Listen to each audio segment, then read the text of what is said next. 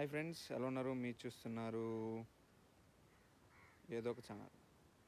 So anyways, today in this video I am going to share my experience with the Redmi Note 10 Pro after using for almost 6 to 8 months. So anyways, let's get started. So first of all, I would like to thank all of you guys for hitting me off around 300 subscribers. So anyways, let's get started. So as you can see, this is the Redmi Note 10 Pro, which I have been using for quite a lot of time. As you can see, this is the Redmi Note 10 Pro, not the Max version. The Max version actually has a 108 megapixel camera. This phone comes with a pretty decent 64 megapixel camera setup. Okay, and this phone also comes with a similar 120Hz display. Apart from that, there is no significant difference. Okay, now let's jump into the review. So this is the Redmi Note 10 Pro. So currently it's running on the latest version of Android and MIUI. Let me just show you here. As you can see, it's running on the MIUI 13.0.5, which you can also call 13.0.5.0. Okay, anyways, and currently it's running on Android version 12, guys. As you can see, it came out of the box with Android 11, which I bought 6 months ago. Now it is got updated to Android 12, as you can see here. And coming to the review, let's dive into the review. So the first thing I have to talk about this phone after using quite a lot of some time is the build quality. The build quality of the handset really feels premium when you hold it, and it's very light to hold. As you can see, you can easily operate with a single hand because of its lightweight nature, as you can see.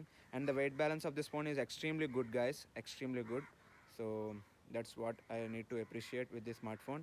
And the in-hand feel while you are holding the phone and typing, it feels really light and it feels easy to hold and operate, as you can see. And regarding the build quality, it's made up of plastic, as you can see. The side frame is entirely made up of polycarbonate, as you can see, and the back glass is Gorilla Glass, which is a fingerprint resistant, as you can see. It doesn't attract so many fingerprints like glossy blacks, as you can see. So it can resist fingerprints up to quite extent, as you can see. And regarding the front, it also has Gorilla Glass, which is Gorilla Glass Pi. So both front and back is protected by Gorilla Glass Pi. So the build quality is really good. I never faced any build quality issues. It feels really nice in your hand. It doesn't feel so much rigid like an aluminum frame body phones, but it feels really good and nice in the hand. And coming to the back glass, it is a 3D sculpted glass. So while you are holding, it feels really comfortable to hold. And next, coming to the display, this is the second major aspect of the smartphone, of any smartphone. So this phone has a 6.67 inch full HD plus AMOLED display, and it does support HDR video content on YouTube. Let me just dive into and show you some of the HDR playback content. HDR video.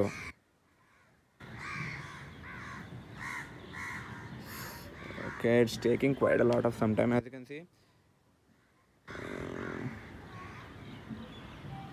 As you can see here, it's actually playing the video now in HDR. Let me just dive into the settings so you can have a better idea.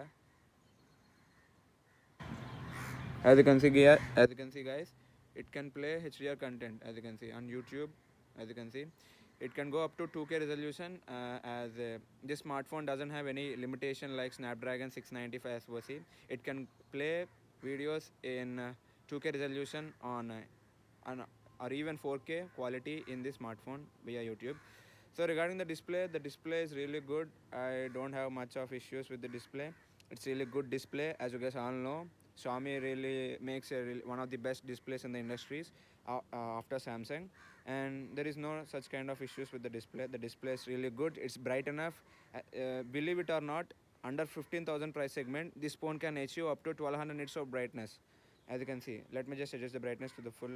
As you can see, actually it's not now on the auto, but even in the bright sunlight, when the sun is on your top of the head, it is even visible. So there is no visibility issues while outdoors. So the display is one of the major plus point of this device. So no green tint issues, no what do you say frame rate issues. After MIUI 13 update, the 120 Hz refresh rate of the screen works really smooth.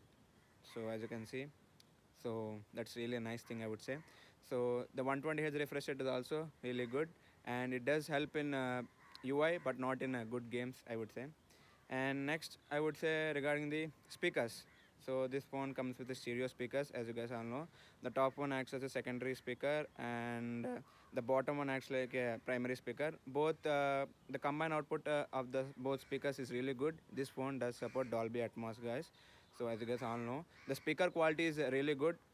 Under 15 to 16,000 price point, this is the best output, I would say, because it has so much punch, and the bass is flat, not that great like flagships, but overall for the price point is excellent, no worries. And even when you put the volume on the higher level, let's say up to maximum up to 90 to 100%, the back panel doesn't vibrate like other smartphones. So that's one of the another major aspect of the build. Now let's go to the another aspect of this phone after speakers, the signal reception. So boy, oh boy, I would say the signal reception on the Xiaomi phones always remains one of the best, I would say. So that's the same case even here, and the signal strength is really good. That's one of the major aspect. If you compare any other smartphone in this price range, so many smartphones brands, they usually skip the carrier aggregation, but this phone does support carrier aggregation. It has 2x2 or 4x4 MIMO Wi-Fi support, which helps in better signal strength while playing games. So it has better antennas and better Wi-Fi reception as well. It does support 5 GHz Wi-Fi band. It's quite a normal these days. So that's how it goes. And next, coming to the what do you say, UI. Let's talk about the UI. So it comes with MIUI what do you say, 12 out of the box. So now it's updated to MIUI 13.0.5, and it runs on Android 12. So how it goes? So at the time of at the time when you unbox the smartphone, the UI seems to be pretty laggy. There are so many jitters and there are so many frame drops in the UI. So now they have rectified almost 80 to 90% of the issues, and the battery life is also really good. There is no such kind of battery issues in the smartphone after Android 12 major update. That's also a really good thing. And the stability of the UI seems really perfect, guys. Now they have improved quite a leap, I would say. So regarding UI, there is no issues at all. It even competes with most of the stock Android smartphones, so it has that kind of stability as well. So the UI seems to be good. And coming to the heating issues, so everybody talks about heating issues whenever they talk about Xiaomi smartphone. There is no such kind of abnormal heating issues in the smartphone. There is no such kind of issues. Let me just dive into the CPU application. Okay, it opens. Come fast. I think it's loading for an ad. Okay, it comes with as you can see. So currently the temperature of the smartphone is 34.7 degrees, and actually I'm using a hotspot from this device, so no such kind of issues, I would say. So there are still slight app crashes like this, slight app crashes, so which they might need to fix via other OT updates. But so far, 80 to 90% of the time, the UI feels so much refined now. So that's how the UI and heating issues goes. There are no abnormal heating issues. Yes, while you play heavy games, it might heat, but not up to a really hot like 45 degrees above or like that. Okay, now coming to the cameras. So here I feel the major improvement or the major difference between the Redmi Note 10 Pro and Note 10 Pro Max is definitely the primary camera. This one has a 64 megapixel GW3 Samsung sensor. So this sensor has the what do you say, character of capturing warmer tones and darker what do you say, warmer color tones, some kind of reddish tones, I would say. But the sensor present on the Redmi Note 10 Pro Max, which is also the same from the Samsung house, that one actually has a 108 megapixel sensor, and that one takes really cool and natural tone pictures. So in terms of color tone, I would say that Redmi Note 10 Pro Max is far way superior in terms of uh, uh, close to natural colors. But in terms of if you are a person who likes to take warm pictures, then this phone suits you more, I would say. Again, in terms of low light performance, the Redmi Note 10 Pro Max performs a way slightly better, maybe up to 20 to 30% better than the smartphone. That's how the camera department goes. And regarding the front facing camera is a 16 megapixel camera. It's a really small camera. Let me just open it. It has really small cutout, as you can see, even smaller than the Samsung ones, I would say. So that's how it goes. And even though there is a tiny punch hole in the front facing camera, uh, the camera performance of this one is really amazing, and the video quality while you take videos from the front facing camera is also really good. The audio quality is really good. No what do you say, issues with this smartphone.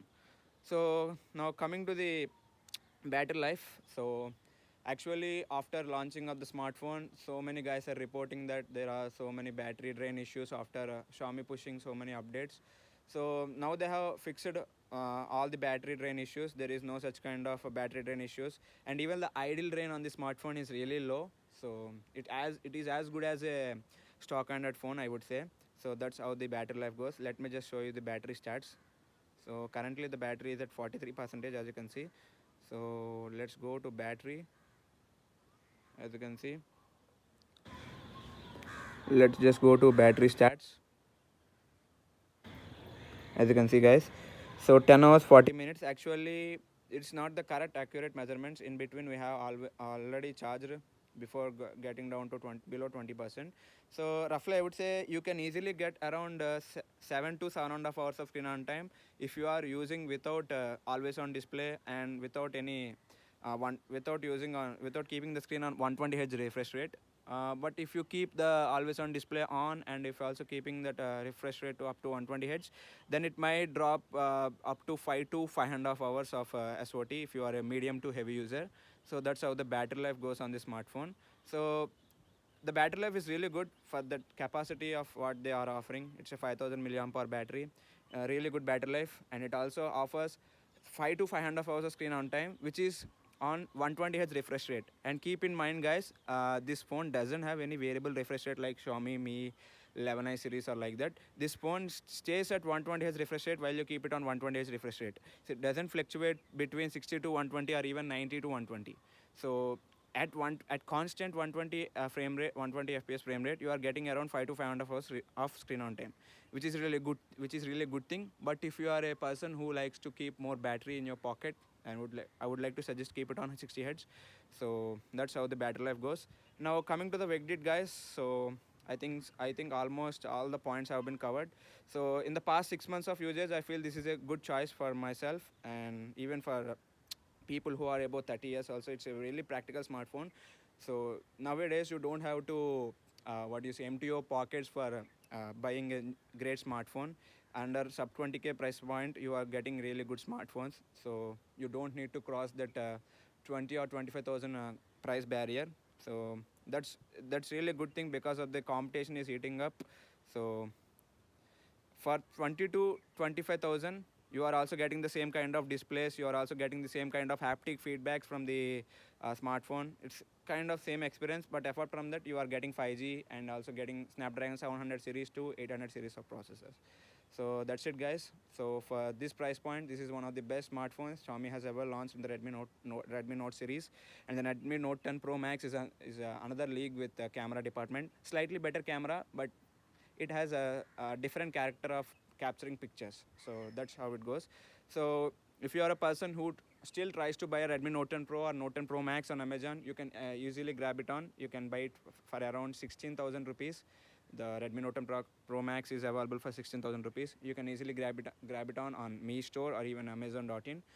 And I still feel it's a better bet for your money because so at 15 to 16,000 price point, you are not getting AMOLED with 120 Hz refresh rate, and also with 108 megapixel camera. A camera like this is never seen before because at that time there is no 5G, there is no. But now people are always craving for 5G, and manufacturers need to compromise on any of these things. That's why the camera at present days for that price point are not that great. Take an example of Moto G62 or even Moto G52. The Moto G52, which costs around 16,000 price point, comes with 50 megapixel camera with a poor camera performance and poor software processing, I would say. So this is the review, guys. So if you are still planning to buy the Redmi Note 10 Pro, so it's a better choice. You can actually buy this smartphone, or you can also grab Poco X4 Pro, which is a really good smartphone, but with some cost cuttings, like you are not getting that HDR video playback, and also not getting that this kind of camera quality on that smartphone, because the ISP on the Snapdragon 695 is not up to this processor, the Snapdragon 722G. It doesn't meet the ISP on this smartphone. So this is the review, guys. Thanks for watching. Bye bye.